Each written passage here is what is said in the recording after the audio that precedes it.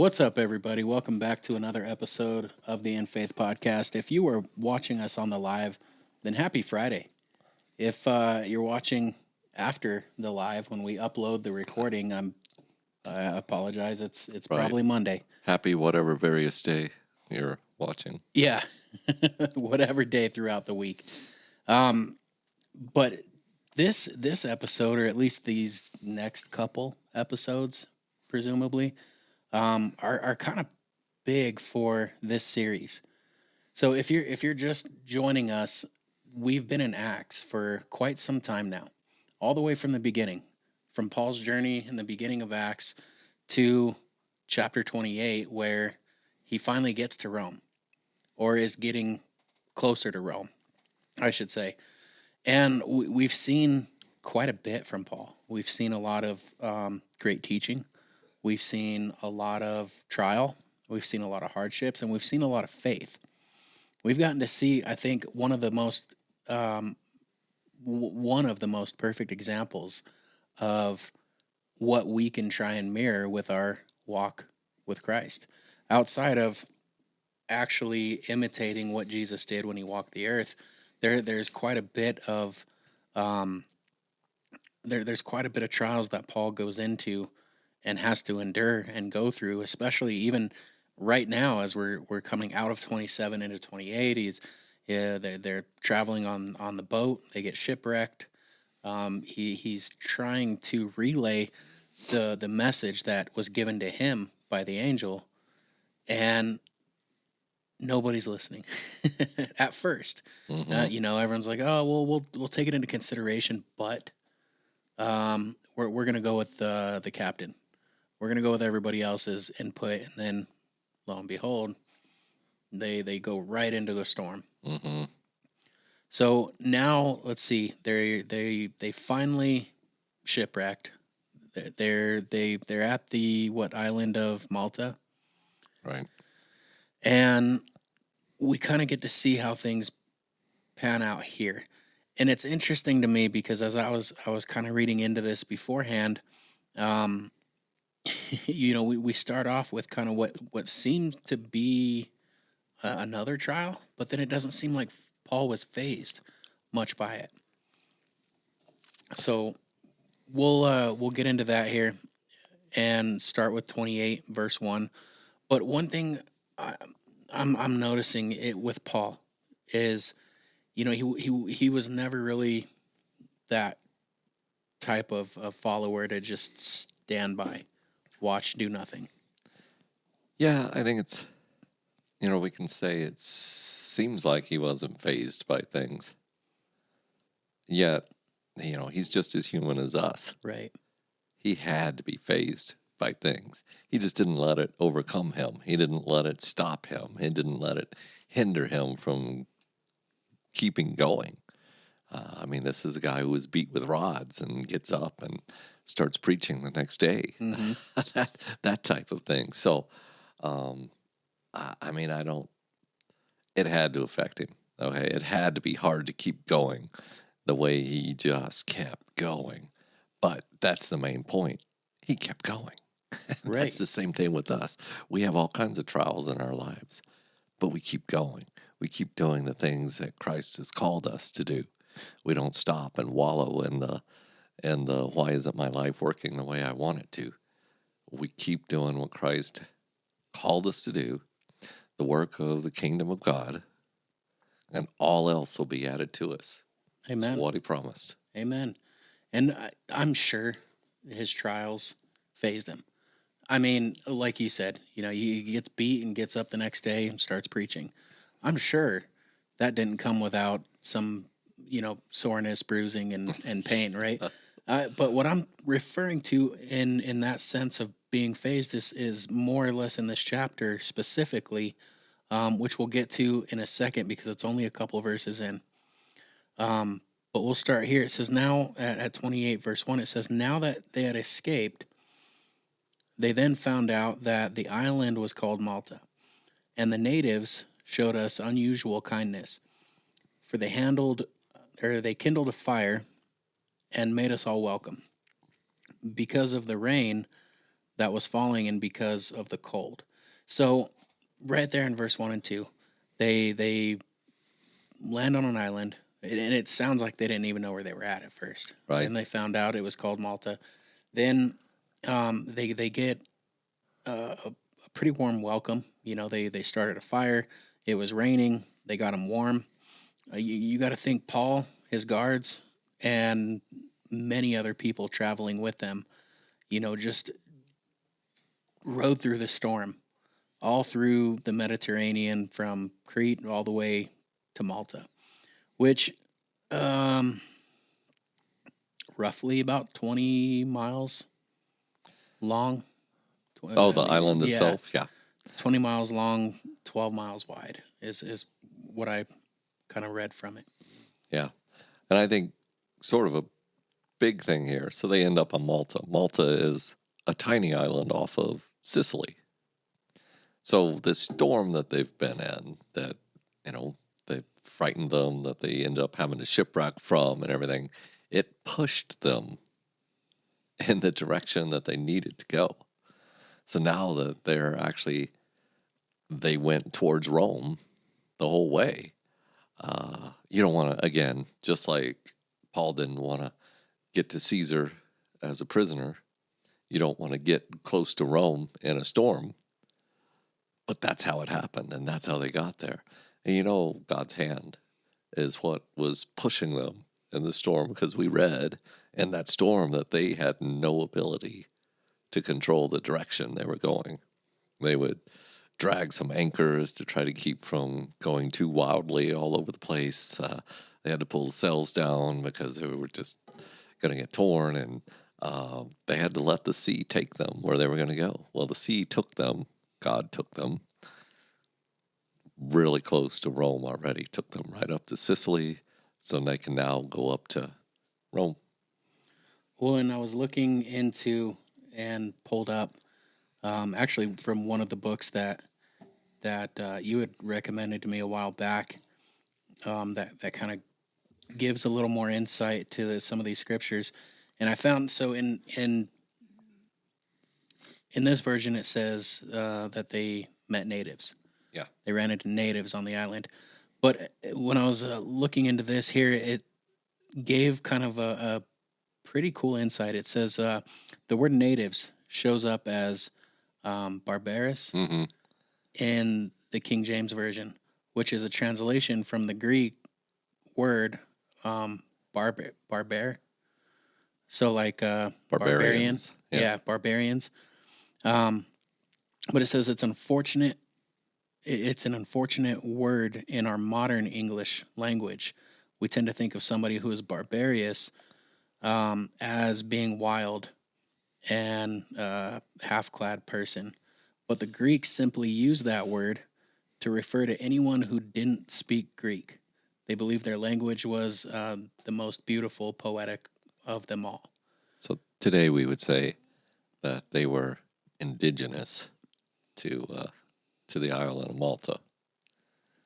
I'm just saying that in that, you know, Columbus Day is also now Indigenous Peoples Day. Right. So to put it into a more modern term, but I mean, they didn't. It doesn't seem like they meaned it as like. It wasn't derogatory. Yeah. Right. Right. It just meant they weren't. I was thinking of that same thing too. That it's kind of interesting. They're right there at Sicily, close to Italy. Yet they're not like Roman citizens. They, being on this island, even though it's close to Sicily and everything, kept them isolated enough, it seems like, so that they still had their own traditions and continued their own lifestyle and stuff. They weren't Romanized, I guess you would say, Right. or Hellenized is what a lot of the scriptures talk about. Yeah. Well, and it doesn't seem like when we think of the word, you know, it doesn't seem like the people who lived on Malta were barbarous at all. No.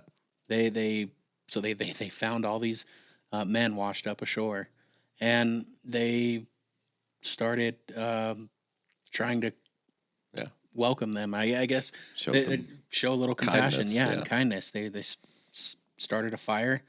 They saw him soaking wet, and looks like, here's some warmth and time to dry off. Yeah. So, yeah, no, it doesn't fit from how we use it today to how it was used back then. Yeah. It looks like just native.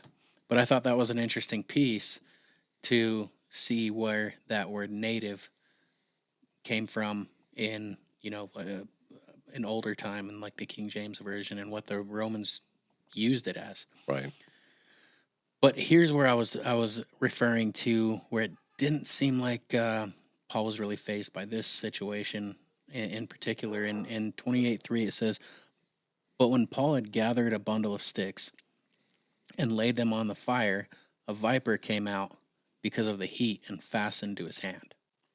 So we've got this this snake that came out, and he was attracted to the heat, and now it's fastened and wrapped around Paul's hand.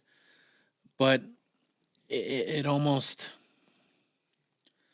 it almost seems like in the next chapter, or in the next couple of chapters, he just shakes it off, throws it in the fire, and keeps doing what he's doing.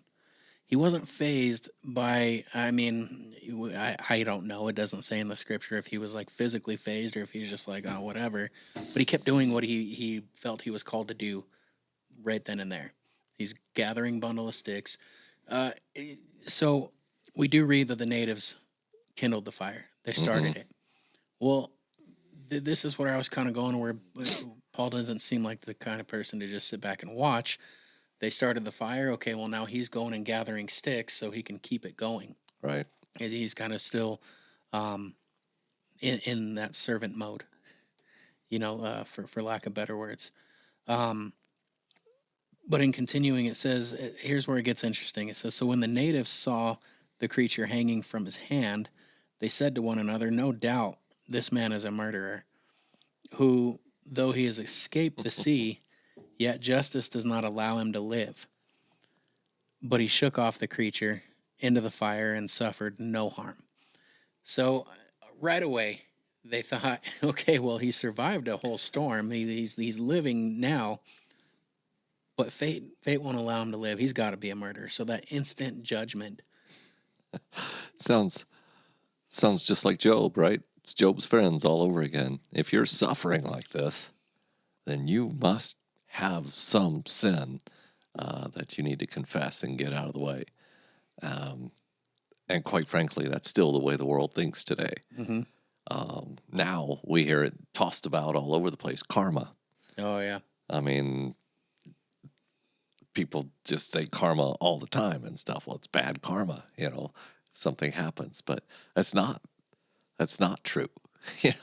There are people suffering, and it's not their fault. And we can't automatically jump to that conclusion. Yet this is just showing the way that all people all over the world are. Mm-hmm. That if something bad is happening to you, it's your fault. You're getting judged for whatever you've done. Right.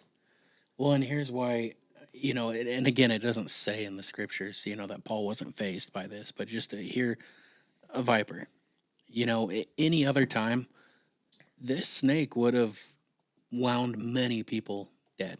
One bite, they're on the ground, dead shortly after. And Paul just kind of has this thing dangling from his arm and brushes it off into the fire, keeps doing what he's doing. He wasn't, it doesn't say that he wasn't fazed by it, but I mean, that's the picture I'm painting, is he was just like, he's just oblivious to it. I think you kept pointing out, well, David, in the last chapter, that Paul keeps hearing from the angels, keeps hearing from the Holy Spirit, you will get an audience with Caesar. Mm-hmm. You are going to Rome. He's not there yet. So, I mean, yeah, he just shook it off and kept going. He didn't check with anybody. Is that a poisonous snake? Do we need to put whatever baking soda on it? Do we need to suck out the poison or anything like that? He just shook it off and kept going. I don't. It says viper. I don't know if it was a poisonous snake or not, but yeah. Clearly, Paul shook it off and thought, that didn't, I'm able to keep going, so I'm going to keep going. Oh, yeah. I mean, I'd probably freak out.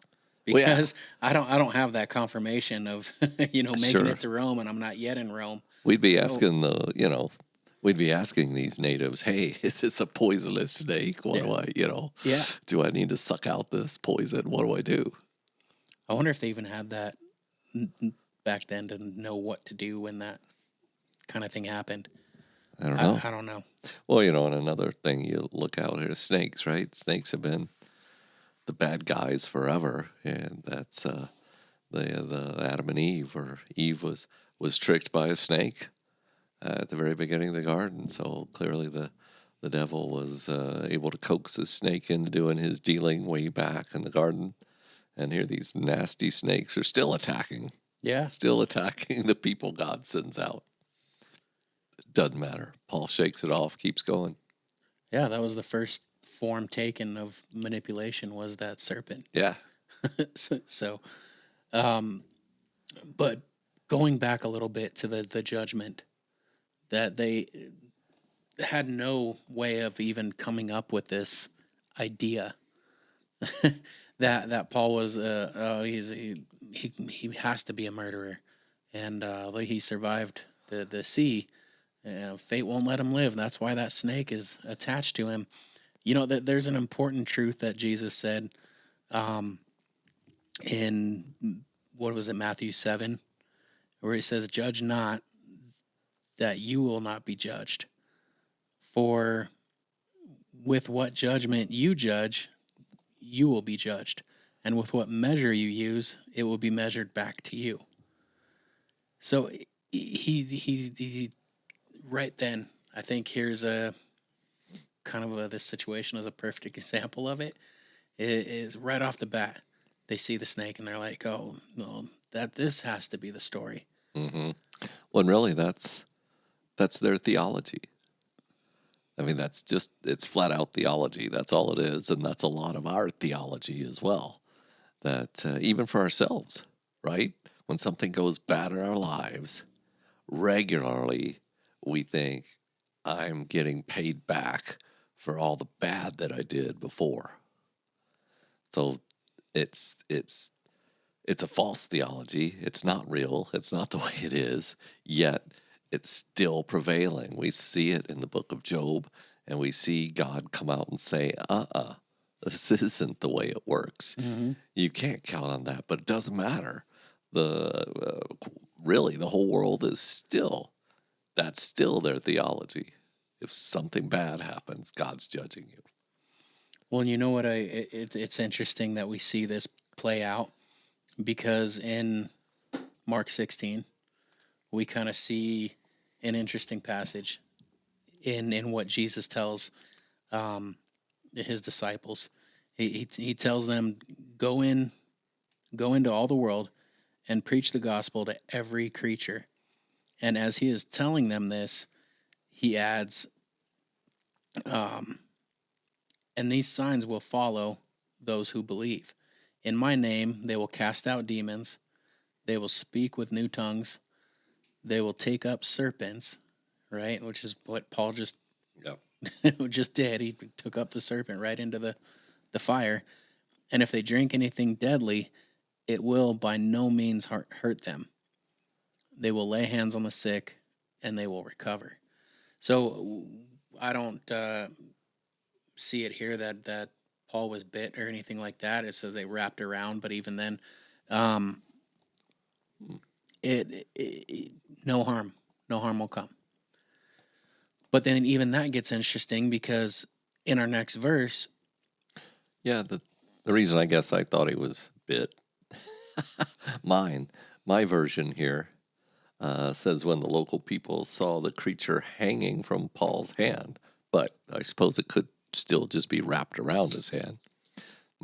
My vision is that it had, teeth sunk into him. sunk into his hand. But you're right.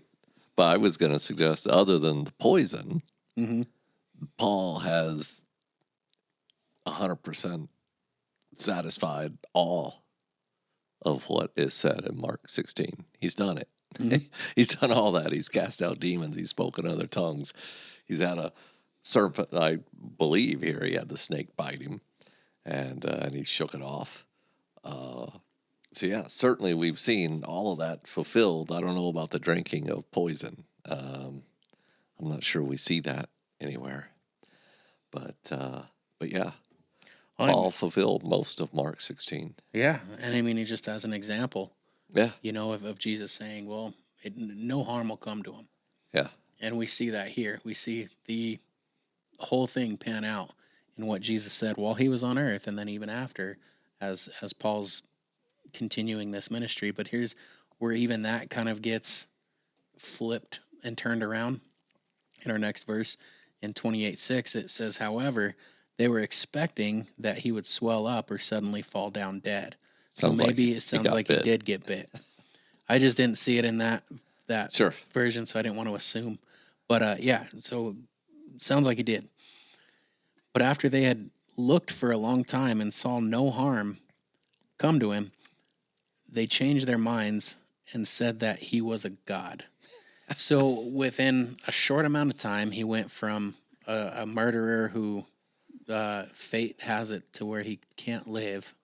He's being punished by fate. To, oh, he must be a god. Yeah, isn't that funny there? They are not willing to give up their theology at all. They didn't even budge on their theology. If he's not dead, well, then he's God.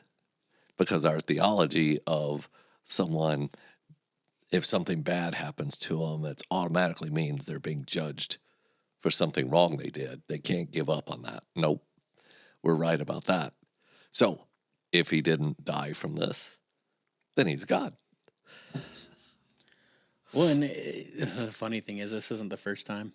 Yeah, right. You remember back when? Yes, and that was with Barnabas, right? Yeah.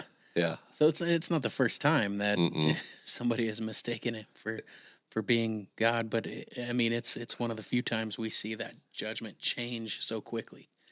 Yeah, and yet the things, like regularly with Barnabas, the things that made them think that they were a god are the things that proved they were disciples sent by God.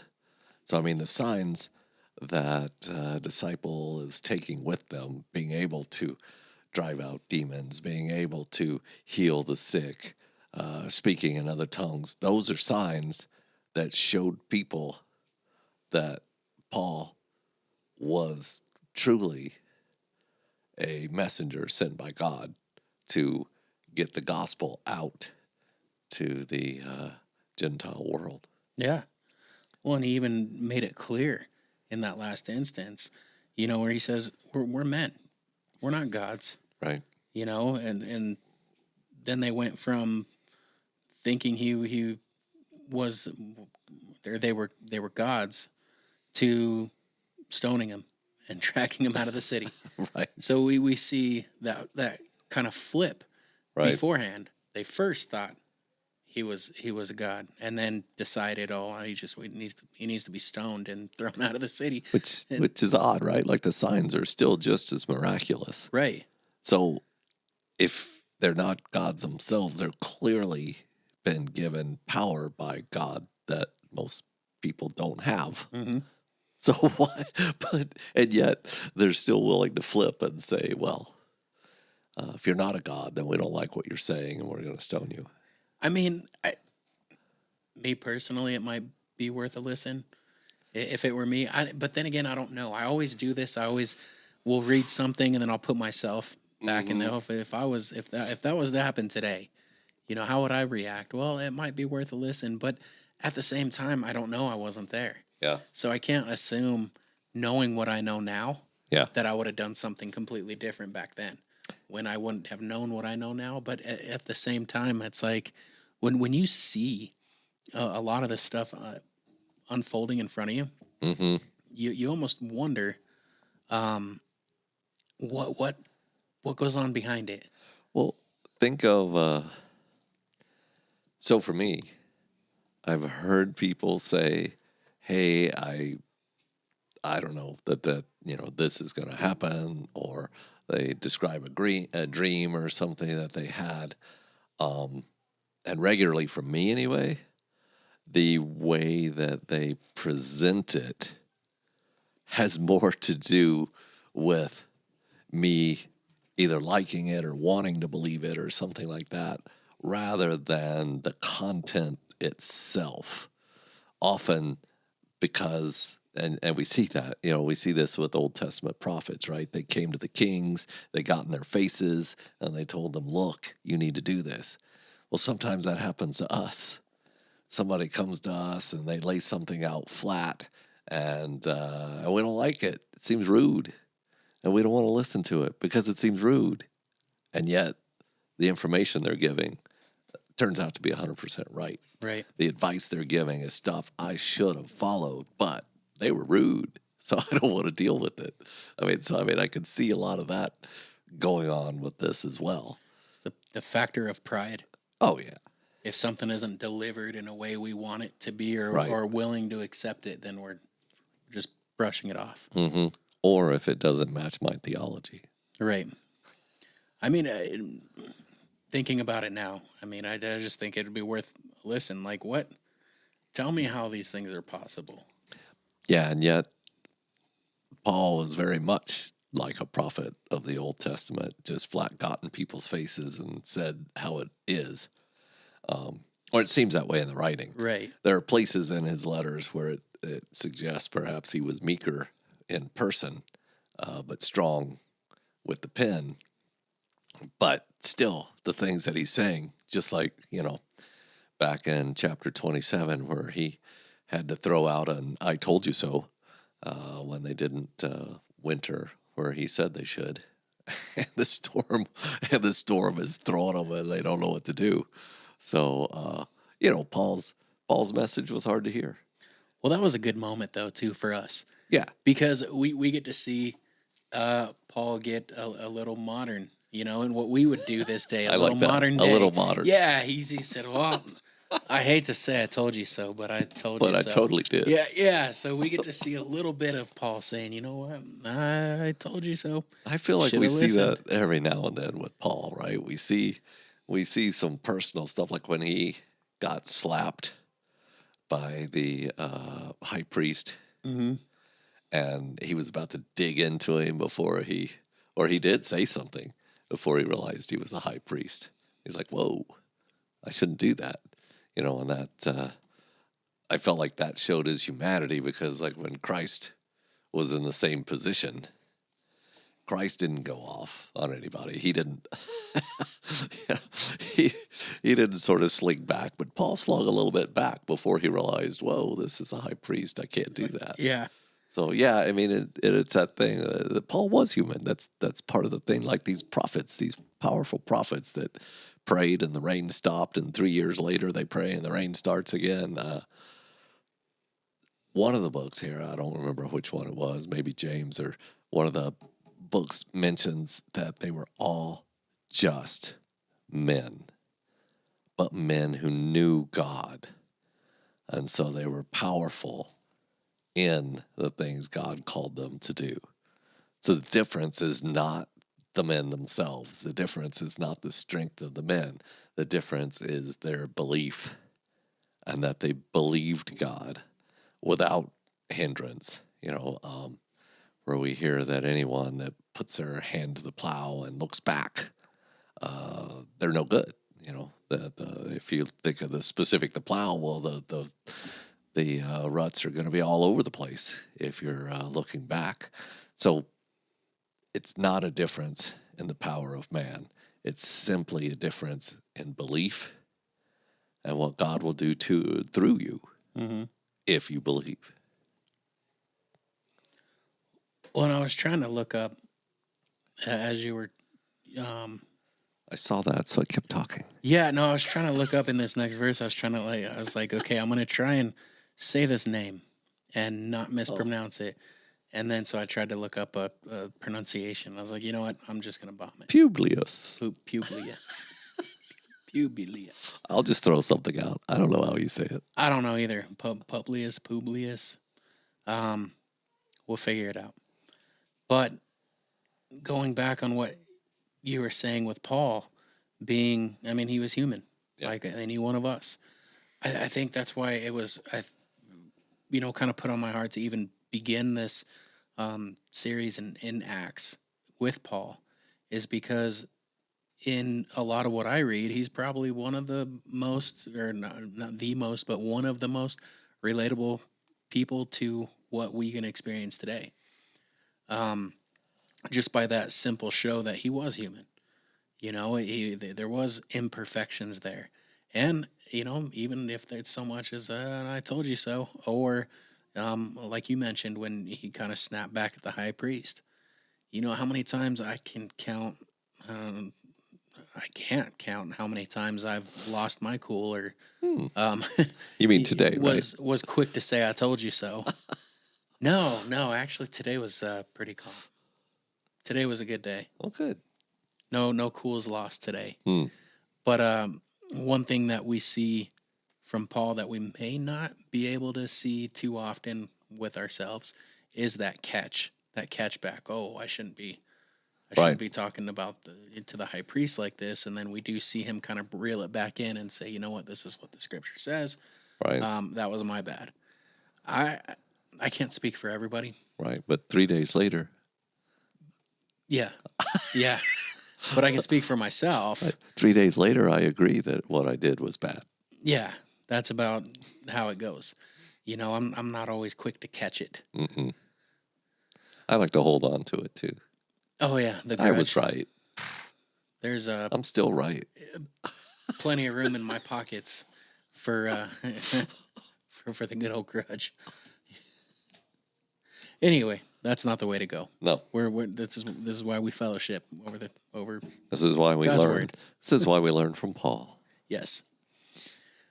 So moving on in verse 7, it says, in that region there was an estate of the leading citizen of the island whose name was Publius. Publius. There we go.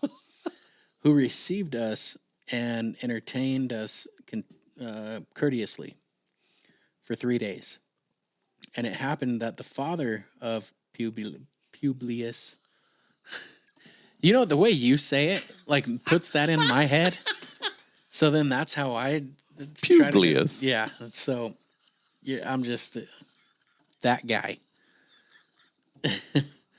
The father, his father, lay sick of a fever and what is that? Dysentery. Dysentery. Dysentery. You don't want it. No? Mm-mm. No. I clearly don't want the mispronunciation of a lot of these words, but here we Yeah, are. but dysentery, don't be far from the toilet. You don't want it. Especially back then, I can imagine. Yeah. Because they weren't like the toilets we see Oh, today. right. Running water might not have been a thing. Well, and I even think too, we learned back in like our school days of like medieval, how the bathrooms or the toilets were set up in like medieval times. Oh, like in Greece or Rome, where it was like just open. It's a bucket. Or, if you're rich, it was a stone carve out that you got to sit on top of the bucket. There you go. Well, and I guess this is kind of more graphic than I wanted to get into, but I remember being back in school, and this is kind of how I think about it even further back than like the medieval days, is in these castles, what they would have is they'd have a bucket as their bathroom. And then what they would do is they would throw it out the window when it was full, but then it would go out the window under the chute that would kind of just slope down, and then they had somebody there with a shovel picking it up. And that was their job, to clean up. But nevertheless, we won't go too far down that. But then that's why I think like when you're saying if you have this, don't be too far from the bathroom. That's what pops into my random thought of a head. So, okay. I know you were trying to get off that, but I just have to point out that God's the one that gave us instructions on how to deal with this, on how to deal with human waste. He flat out said, go outside the camp, Do share. dig a hole, cover it up.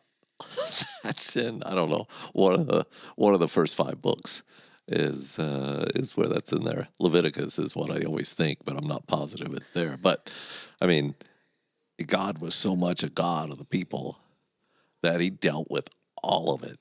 And when you read it, you see all of it, all of the various, if his skin is white and flaky and whatever, then, stay outside the camp and all these types of things that are there. So God was very much leading his people, the Israelites, and giving them all this information, just about everything that we know about sanitation and how to deal with the world and all that. It's floating up through what God taught people way back.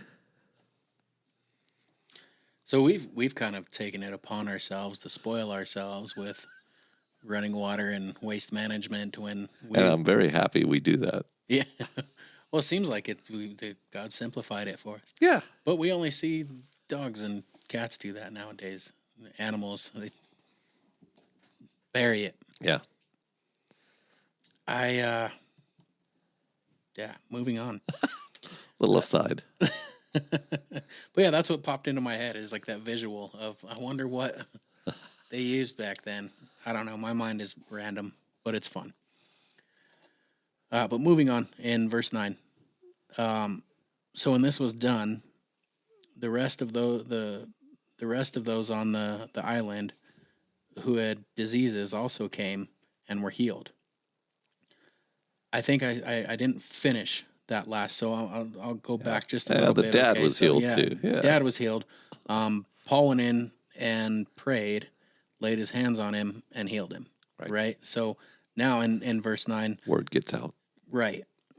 So when this was done, the rest of those on the island who had diseases also came and were healed. They also honored us in many ways, it says. And when we departed, they provided such things as were necessary. Yeah. So they sent him with a nice little care package. Which is good because they showed up with nothing. Right. But scraps of a ship. And soaking wet, even Yeah. probably with nothing but the clothes on their back. Right. At best. At best. And that's to say that it wasn't lost in the storm as well. So it says in the next verse, says after 3 months, we sailed in an Alexandrian ship whose figurehead was the twin brothers, which had wintered at the island, and landing at Syracuse, we stayed 3 days. I want to touch on that real quick. It says, because we do see it, which had wintered at the island. In previous chapters, what did Paul say they should do? Well, not at that specific island, but right. And their point was that where they were, it wasn't called Safe Haven, was it? I don't remember. Where they were wasn't considered a good spot to harbor for the winter. So what Paul was saying, this may not be the best spot to harbor for the winter, but it's going to be better than trying to sail up to Phoenix. And that's where he had to do the I told you so. Mm-hmm. Because he was right, and they never made it to Phoenix, and they got pushed all the way to Malta here. But I thought it's also interesting where we hear just the culture that Paul's around. Sometimes we feel like if we're, the only Christian we know of at work, and we don't have anyone to talk to, that has the same beliefs as us, that can feel hard. But like Paul and the early believers, they're meeting up, like here, like with the natives on Malta. They don't have any knowledge of the one true God and Jesus, his son. They don't have any knowledge of that at all. Then we hear about this ship, the Alexandrian ship that they're going on. And what is the ship bearing, in the front? It says, heavenly twins, which are, they're pagan deities that are there. So they're amongst, and we talked about this early on with Paul. Everywhere he goes, he's amongst culture that knows nothing of Christianity, basically doesn't know much of Judaism either. He found Jews almost everywhere he went, but still, he's not in places where anyone is thinking like him. And so Paul regularly had to find ways to communicate, to connect with these people and explain the good news of Christ. Wasn't the twin brothers or the figureheads on the ship um, based off of like Greek mythology? Yeah. It was like the twin sons of what is it? Jupiter and somebody else. Lydia. Yeah. Twin sons of Zeus and Leda, who were Castor and Pollux. Oh, Zeus, not Jupiter. Yeah. Well, I think Zeus and Jupiter are the same, just one's Greek, one's Rome. Oh, okay. Learn something new every day. So Zeus, I don't know which is which. I don't either. I never really, even prior to my walk, I never really followed Greek mythology. I had to learn Very it much. in school for some reason, but it didn't stick. Well, I could go down that route. I won't. Of all the things that Of all didn't the stick things that from didn't school. stick from Yeah. school. Yeah, I won't though. We'll instead move on to the next scripture. So it says from there. So they stayed 3 days, and then they departed. From there, we circled around and reached. Oh, here's another one I'm going to struggle with. Syracuse. No, No, they're not to they Syracuse yet. they left Syracuse. Oh, sorry, they left Syracuse. So they stayed there for 3 days, I believe. Let me go back. Yeah, now we're 3 at days. Regium. Regium. That's the word I was going to struggle with. Yeah, I just said it. Yeah, no, yeah. You I have come no in, clue how I'm supposed to say it, but I That's just said okay. it. You save the day, at least from my standpoint. And after one day, the south wind blew, and the next day, we came to. Puteoli. There we go. No, because you start doing that, man, and then I'm gonna start saying it all. Then everybody, you guys, feel free, leave comments of laughter. on. It'll be fun. It will. Hey, they're in Italy. They are. So we should throw that little bit of umph on there. So it said where they found brothers and were invited to stay with them for 7 days. And then so we went to toward Rome. And it's a continued laxness, I suppose, of Paul's imprisonment. Mm-hmm. He's allowed to see his friends, allowed to stay with his friends. This, assuming the guard is still with him the whole time, this is really putting them out in that manner. I don't know if it's because the friends, are that good to the guard as well. It's like, hey, we'll feed you, we'll give you a place to stay as well. Come on. So, but it's just that one more thing. We keep Paul's still a prisoner. There's still some constraints around him, yet he's found favor with those who are taking him to Rome. Of course, especially now, since he was right about the ship, and everybody lived, so he's getting good treatment. But just to me, it just again speaks of the hand of God on Paul, to where he's able to get the encouragement of his brothers there. Yeah.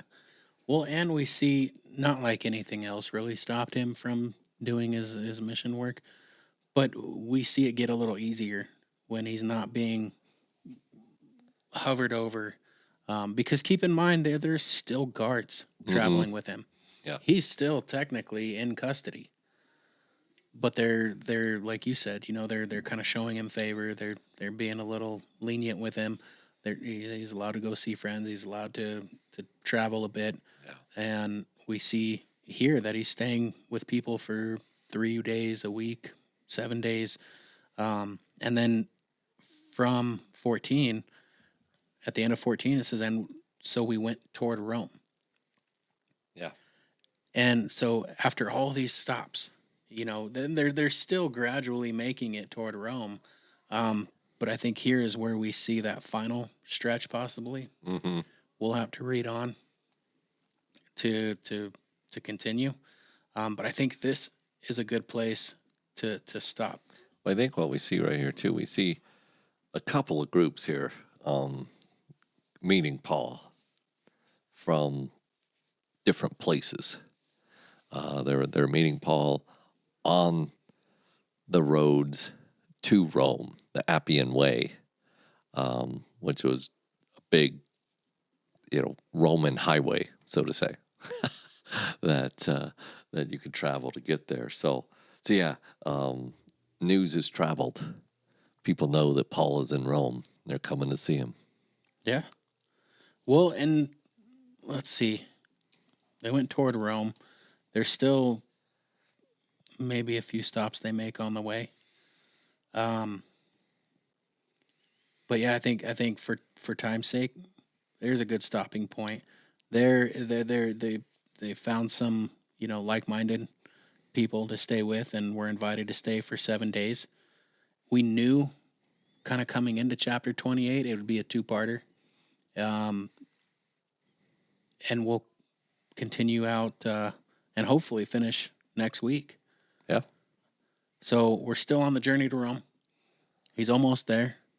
Like you said, word has traveled now, and people are hearing that he's coming to Rome. I'm kind of excited to see what happens. Yeah. They hear he's coming to Rome. What are they doing? What are they doing? Yeah, because in a lot of places, when they hear that Paul's in their town, they want him out.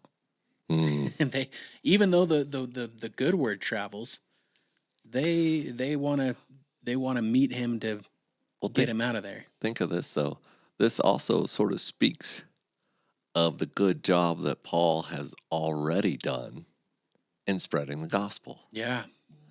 I bet a lot of these people that are coming to meet them are people that heard about the gospel because of Paul. Whether they heard it directly from him or not, they heard it because of churches that he set up along the way, in Greece and other areas, that in Asia Minor and such, that he went through.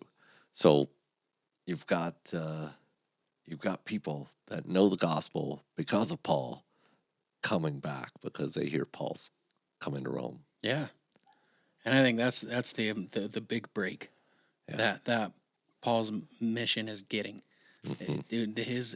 The work that he's been able to do, and the word he's been able to spread, is now starting to attract better attention. Now people want to hear about it because it's traveled so fast and so far. I guess I don't know how fast it traveled, but it spread far. Yeah. Just like it did when Jesus was here doing it, and his teachings spread to the point where thousands of people were gathering just to hear one of his sermons. Now we're getting to see that work that God's done with Paul, and what he's guided Paul to do, and given him the road to do it with. I mean, if you look at Paul's path, it's by no means one of choice, I would say. But yet we start to see a lot of it being well worth it.